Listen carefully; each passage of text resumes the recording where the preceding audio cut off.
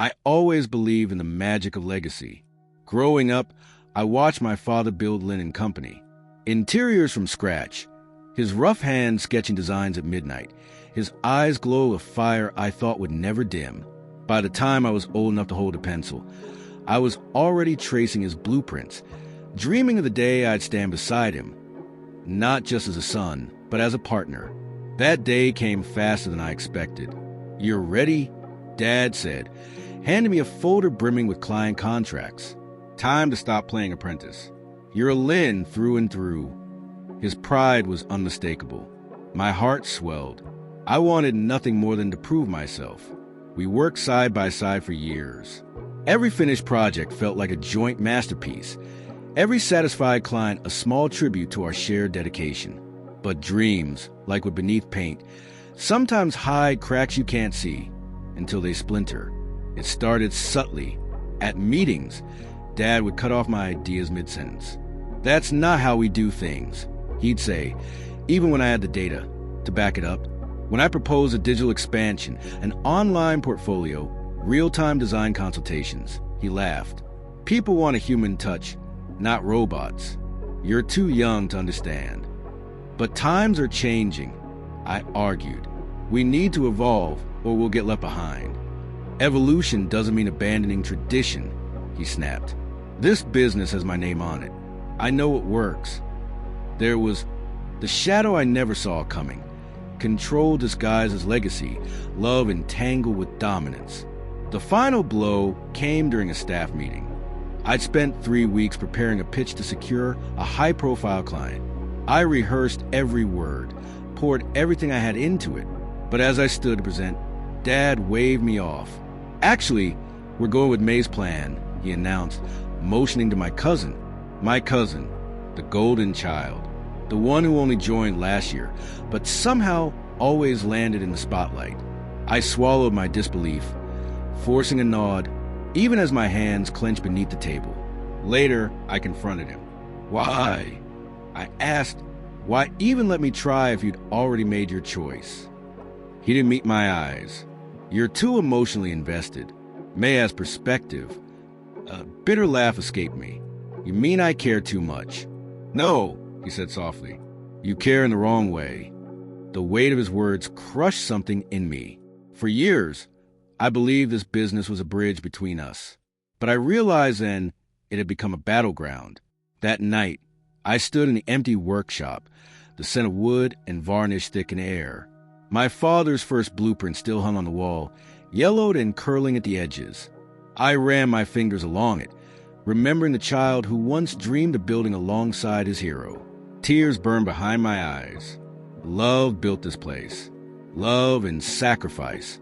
But love without trust becomes a leash. So I left. I started over, small, quiet, just me and my ideas. It was terrifying, but it was mine. I miss my father every day, but I couldn't keep losing myself in the name of honoring him. Months later, he visited. "I saw your designs," he said, pride flickering in his tired eyes. "They're good, too good to ignore." I nodded. "Thank you." He hesitated. Maybe I was wrong. Maybe legacy isn't about doing things my way. Maybe it's about letting you build something of your own. I didn't reply. The hurt was still there, but so was hope. Family businesses are forged in love, but love, true love, must make room for growth. And sometimes the hardest part of honoring your roots is learning to let go of the soil. The workshop was quiet when he arrived again. A month had passed since our last conversation. An awkward, bittersweet truce hung in the air, like the dust floating in shafts of sunlight across my new space. My father stepped over blueprints scattered on the floor, his gaze scanning the half-finished shelving unit I'd been working on. "This is maple," he said, running a hand along the edge. "Tougher to shape, but it holds better in the long run." I nodded, not looking up from my sanding. "It lasts, even if it's harder." He chuckled softly, but the sound was weighted with something deeper, maybe regret or understanding, maybe both. "I was hard on you," he admitted. "Too hard." I froze. "I want to protect what I built," he continued. "But somewhere along the way, I forgot that what I built was supposed to be for you, not just about me. I turned slowly to face him. He looked older than I remembered, more tired, but there was no mistaking sincerity in his voice. It was never about stealing your spotlight, Dad, I said. I just wanted to help it grow. I know that now, he said, and I know I owe you an apology, not just for doubting you, but for forgetting that this dream was never supposed to be mine alone. A silence settled between us. This time, it wasn't bitter, it was honest. He gestured to the shelving unit. Need a second pair of hands? I hesitated. This place, my space, had been built from the ashes of rejection and the fire of independence, but it still carried the echoes of him, his teachings, his legacy. I handed him a sanding block. As we worked, the lines between father and son began to blur. Slowly, cautiously, but with purpose. There were still wounds that hadn't healed. Still, resentment simmered in the spaces between our words. But there was also something new growing, mutual respect. Later that evening, as we packed up, he spoke again. I'm stepping back, he said. From Lynn & Company, May will run day to day. But I've been thinking maybe there's room for something new. Something we build together. Not as inheritance, but as a partnership. I studied him carefully. What would that look like? A studio, a space for custom work. One that doesn't carry my name. Just ours. The idea wasn't perfect. It wouldn't undo the past. But for the first time, I saw a future that didn't force me to choose between my family and myself. Maybe, I said slowly, we start small. He smiled. Small is where the best things begin. Family businesses promise a legacy, but a legacy without flexibility becomes a burden. My father taught me how to craft with my hands, but life taught me how to build with my heart. The cost of family ties is real. But sometimes, if you're willing to break what no longer fits, you can craft something stronger, something true. And this time, we weren't building just for legacy. We were building for love. The studio opened on a cloudy morning in early spring. It wasn't grand, just a refurbished corner unit at the edge of the art district with wide windows, warm lights, and a sign that read, simply, Root and Grain. No surname, no hierarchy, just a name that held meaning. Root for where we came from. Grain for what we become, unique, flawed, and beautiful in our way. Dad arrived early, wiping his hands on a cloth even though they were clean. I caught him looking around, taking it all in. The new tools, the minimalist design, the samples lining the back wall. He nodded to himself as though silently approving something he'd never have imagined 20 years ago. It feels different, he said. It's supposed to. I placed a hand on one of the stools we had made together last week, my thumb grazing the dovetail joints. There was still tension between us. Some days, it floated beneath the surface, quiet but present. I didn't expect time to heal everything. But this space, it was neutral ground. Here, we weren't boss and heir. We were just two makers learning how to work together. Just as we finished setting up, the door chimed open. Wow, May said, her heels clicking softly across the polished floor. So this is a famous fresh start. Dad stiffened. I did too. I hadn't seen her since the night of the meeting, the one where she unknowingly stepped over my dreams. It wasn't her fault, really. She played the game the way she was taught. But that didn't make it any easier to forget how small I felt in that room. I didn't come to cause trouble, she added, raising her hands. Just wanted to see it for myself. I heard from Uncle that you were doing something different. Dad cleared his throat. I invited her.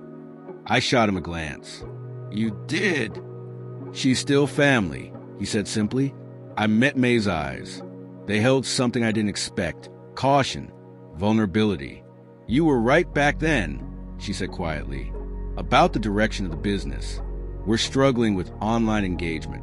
I pushed for a digital revamp last month, and guess who resisted? She arched a brow toward Dad, who gave a sheepish shrug. You're not here to poach our strategy, are you? I asked, half joking, half serious.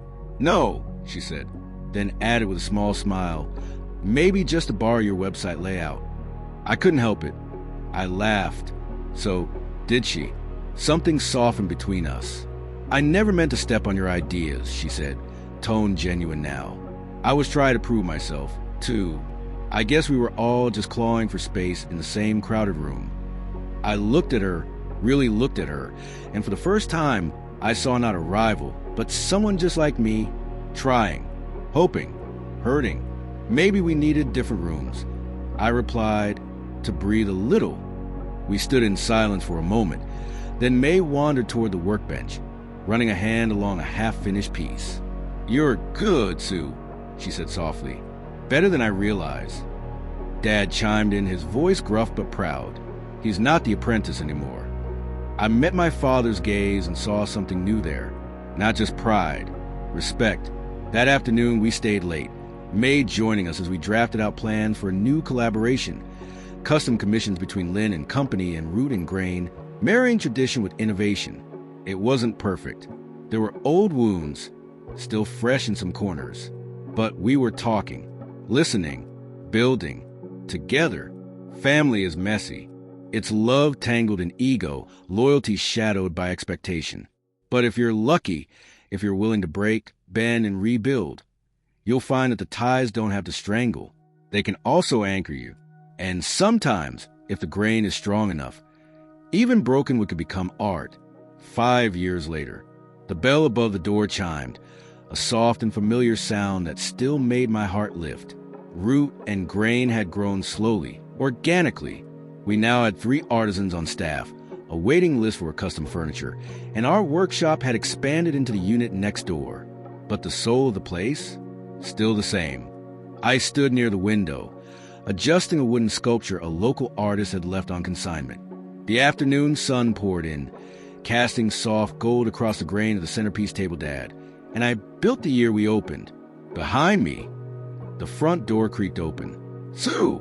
a voice called out. Deep, familiar, a little older. I turned, smiling. "Hey, Dad." He moved slower now, using a cane after last year's knee surgery, but he still carried himself with that quiet dignity he always had. His hair was more salt than pepper, but his eyes held the same fire I'd admired as a child. "I saw the article," he said, holding up a rolled-up magazine. Artisan Living. That we were on the cover. Me, holding one of our signature bentwood chairs, with Dad beside me, hand on my shoulder. "They used the photo with your scowl." I teased. "Told you to smile." "I was smiling," he grunted, "just on the inside." I laughed and pulled up a stool for him. He sat, letting out a long sigh as he looked around. "Still smells like cedar and ambition in here." That's the official scent now. We sat in silence for a moment, the kind only comfortable years and healing can create. May arrived a few minutes later, dropping a stack of paperwork on the counter. "Uncle," she beamed, walking over to hug him. "Are you here for Sue or to critique the stool I designed?" "Both," he said without missing a beat. May rolled her eyes and winked at me. We had found our rhythm, too, after that first collaboration years ago. She stayed with Lynn and Company, slowly steering it into a new era. She even brought in interns from design schools. Now, she ran the main branch as CEO, with Dad in an honorary founder's role. Funny how things change when everyone gets a chance to lead. Later that afternoon, we hosted a small event, a workshop for teens from a nearby vocational program. Dad gave a short speech, hands gesturing broadly as he spoke about respecting the grain and honoring the wood story. One girl raised her hand. "What if the wood is full of knots and cracks?" Dad smiled, this soft, deeply human smile I hadn't seen enough of when I was younger. "Then it's even more worth working with," he said, "because those marks, they mean the tree lived." That night, after everyone left, I stood at the workbench alone, running my hands along a new commissioned piece, a cradle, for my son, due in 3 months. Dad stepped up behind me. "Quiet, it's beautiful." I looked down at the half-finished cradle and nodded. "I keep worrying I'll mess it up." "You will," he said, his voice steady, "but you'll fix it, and it'll be stronger because of it." I turned toward him. "You think I'm ready?" He looked at me for a long time, then placed a hand on my shoulder, firm and certain. "You've been ready a long time, Sue." Final words. Legacy isn't just what we pass down. It's what we heal before we pass it. We built this place not just with wood and tools, but also with apologies, second chances, and love brave enough to evolve. And now, when I think of family, I don't think of obligation or conflict.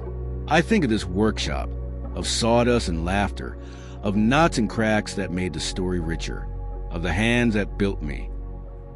If you like this story, hit the like button and subscribe for more stories like these only at StoryTimes.